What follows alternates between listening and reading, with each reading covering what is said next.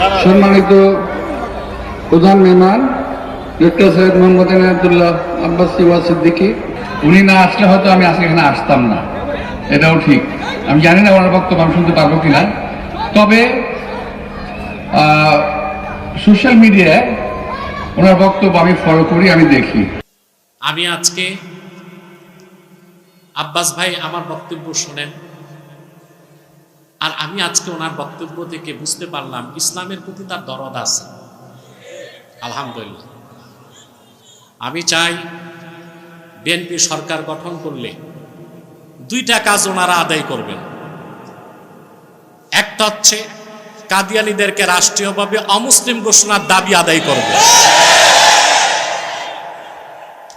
যদি এই দাবি বিএনপি আদায় করে তাহলে কিয়ামত তক এই বাংলার মানুষ বিএনপিকে ভুলবে না। আর দুই, এই যে এক ভণ্ড নেতার কথা উনি বললেন, রাসূলুল্লাহর শানে চরম বেয়াদবি করছে এবং বলেছে রামকৃষ্ণ এবং হিন্দুদের কিছু দেবতার নাম নিয়ে যে তারাও নাকি নবী ছিল, নওজবিল্লাহ। আমাকে তো অপবাদ দেন, আমি কথায় কথায় কাফের বলি, আমি তাকেও কাফের বলছি,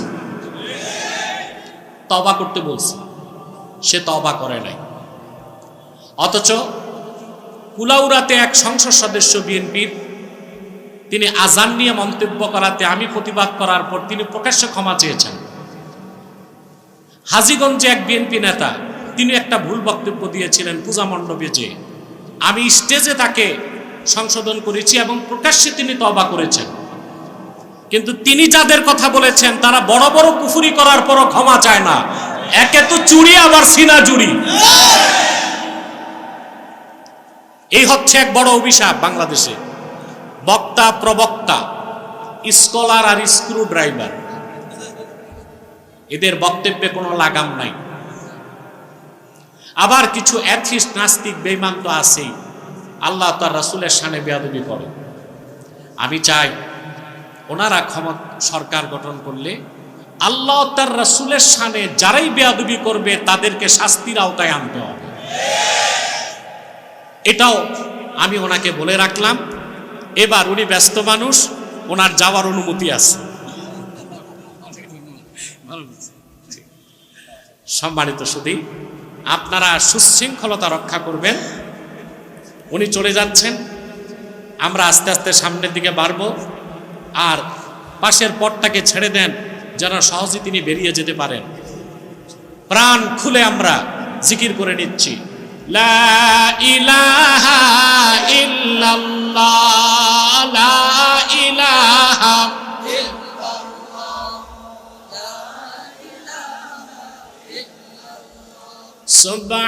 সুবহানাল্লাহ, আলহামদুলিল্লাহ, লা ইলাহা সুবহানাল্লাহ, আলহামদুলিল্লাহ,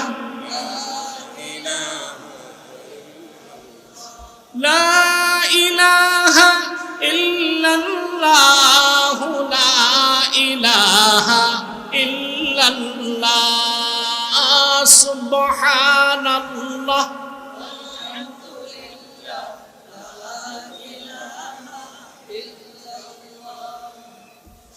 সুবহানাল্লাহ,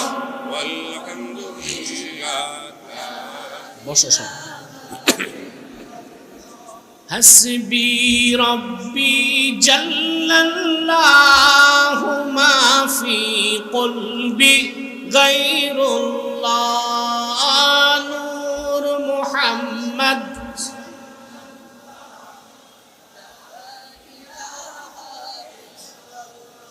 সুবহানাল্লাহ, আলহামদুলিল্লাহ,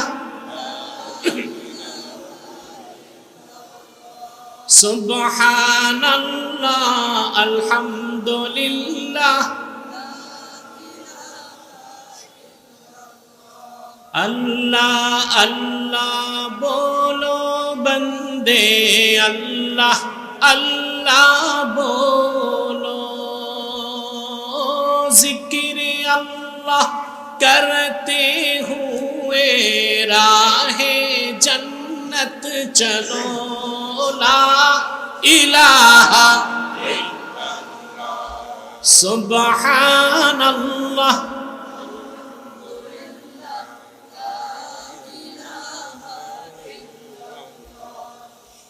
লা ইলাহা ইল্লাল্লাহ মুহাম্মাদুর রাসূলুল্লাহ সাল্লাল্লাহু আলাইহি ওয়াসাল্লাম।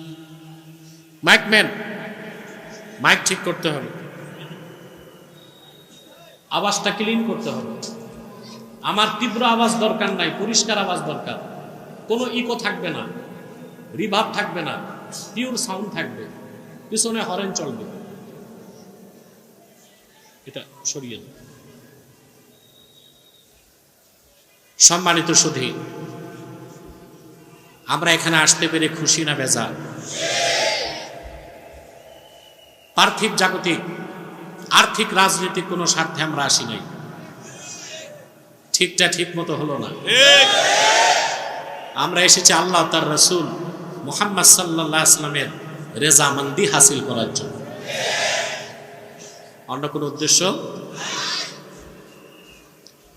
আমরা এখানে ওয়াজ শুনতে এসেছি, আমাদের সম্মান আল্লাহ বাড়াই দিয়েছেন, বাড়িয়েছেন না? আমরা দেখেছি মাহফিলে এসেছি কাবা শরীফের একদম কাছে, বাদশাহ বাড়ি বানিয়েছে। বাদশার উদ্দেশ্য ভালো ছিল, ওখানে বসে কাবাগর দেখে ইবাদত করবে, এই জন্য বাদশাহ ফাহাদ ওখানে বাড়ি বানাইছে। উদ্দেশ্য তার ভালো ছিল, যেন তিনি তার প্রাসাদে বসে আল্লাহর ঘর কাবা দেখে ইবাদত করতে পারে। উদ্দেশ্য ভালো ছিল। রাসূলুল্লাহ সাল্লাল্লাহু আলাইহি সাল্লাম এই আবু কুবাইস পাহাড়ের সামনে দাঁড়িয়ে আছে। আবু জেহেল আসছে সাঙ্গ পাঙ্গ নিয়ে, বলল মুহাম্মদ সাল্লাল্লাহু আলাইহি সাল্লাম, আপনি যত নিদর্শন দেখিয়েছেন সব তো জমিনে, আকাশে তো কিছু দেখান নাই। পূর্ণিমার চাঁদটা 2 টুকরা করে দেখাতে পারবেন? কোরআন সাক্ষ্য দেয় আল্লাহর হাবিব আল্লাহর হুকুমে শাহাদাত আঙ্গুলি দিয়া ইশারা করলেন, পূর্ণিমার চাঁদ 2 টুকরা হয়ে আবু কুবাইস পাহাড়ের 2 পাশে সরে গেল। এত আস্তে বললেন। কোরআন কারীমে আল্লাহ বলেছেন, ইকতারাবাতিস সাআতু ওয়ানশাক্কাল কমার, কিয়ামত নিকটবর্তী হয়ে গেল, আর আমার হাবিবের আঙ্গুলের ইশারায় চাঁদ 2 টুকরা হয়ে গেল। বুখারী শরীফের হাদিস, রাসূলুল্লাহর পাশে দাঁড়িয়ে চাঁদ 2 টুকরা হইছে দেখার পরও আবু জেহেল ঈমান আনে নাই, বলছে হাজা সিহরুন মুস্তামির, এটা একটা চলমান জাদু। চিল্লায় বলেন নাউজুবিল্লাহ। আবু জেহেল তার লোকজন নিয়ে মিটিং বসছে, বলল এখন দেখতে হবে মুহাম্মদ সাল্লাল্লাহু আলাইহি ওয়াসাল্লাম যা দেখালেন এটা জাদু না নিদর্শন। ওরা সিদ্ধান্তে উপনীত হলো, যদি জাদু হয় তাহলে আমরাই দেখছি, পৃথিবীর অন্য এলাকার লোক দেখতে পারে না। আর যদি এটা নিদর্শন হয় তো শুধু আমরা দেখি নাই, সারা দুনিয়ার মানুষ দেখছে। ওরা সিদ্ধান্ত নিল, দলে দলে লোক ভাগ হয়ে গেল। যারাই কাফেলা আসতেছে বিদেশ থেকে, শাম থেকে, ইয়ামান থেকে, সিরিয়া থেকে, মিশর থেকে, হাবাসা থেকে, তারা দৌড়ায় যেতে লাগলো আর বলতে লাগলো অমুক দিন চাঁদ 2 টুকরা হয়েছে দেখছিলা? ওরা বলছে হ্যাঁ, আমরা নিজ চোখে দেখছি চাঁদ 2 টুকরা হয়েছে।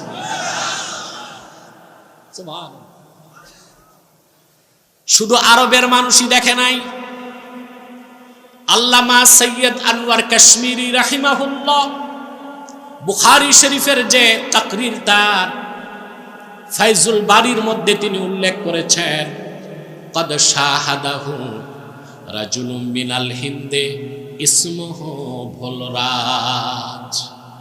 রাসূলুল্লাহ যখন চাঁদকে 2 টুকরা করে দেখালেন, আরব থেকে হাজার হাজার মাইল দূরে ভারতের ভূপালে এক রাজা ছিল, ভোলরাজ, হিন্দু রাজা। সে নিজ চোখে চাঁদ 2 টুকরা হয়েছে তা দেখতে পেয়েছে।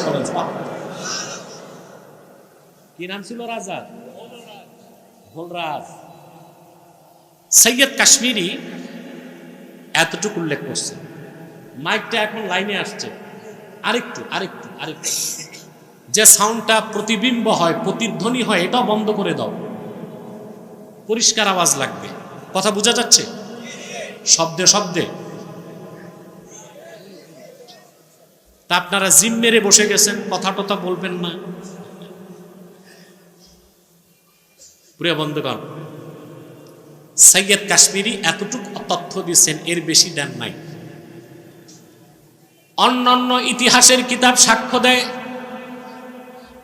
ভোলরাজ সকালবেলা তার মন্ত্রী পরিষদকে ডাকলো,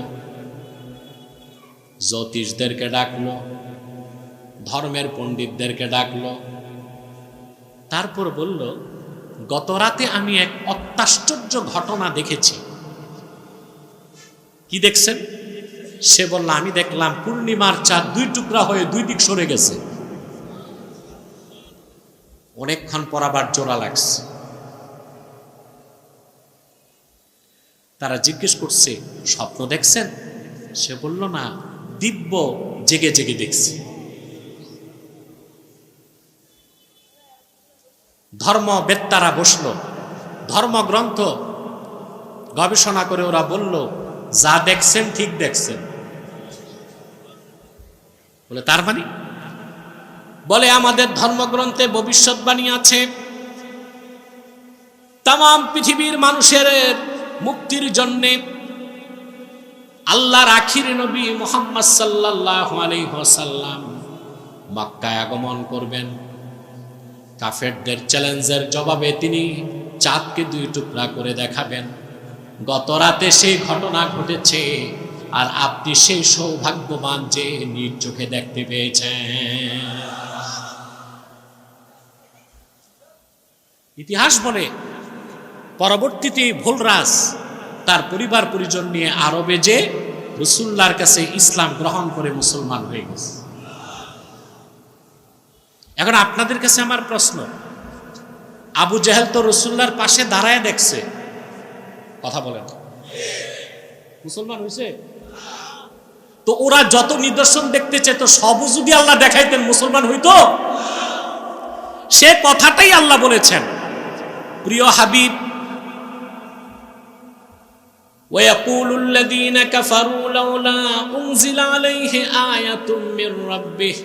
কাফেরেরা অজুহাত হিসেবে বলে, মুহাম্মদ সাল্লাল্লাহু আলাইহি ওয়াসাল্লামের নিকট কোন নিদর্শন যদি আসতো, আসল কথা তারা হেদায়েত পাবে না, ঈমান আনবে না। সব নিদর্শন দেখালো, ঈমান আনবে না। কারণ কুল ইন্নাল্লাহা ইউদিল্লু মান ইয়াশা ওয়া ইয়াহদি ইলাইহি মান আনাব। আল্লাহ যাকে ইচ্ছা তাকে পথভ্রষ্ট করেন, আর যে বিনয়ের সাথে এগিয়ে আসে আল্লাহ তারে হেদায়েত করে হেদায়েতের চূড়ান্ত গন্তব্যে পৌঁছায় দেন। বলেন সুবহানাল্লাহ।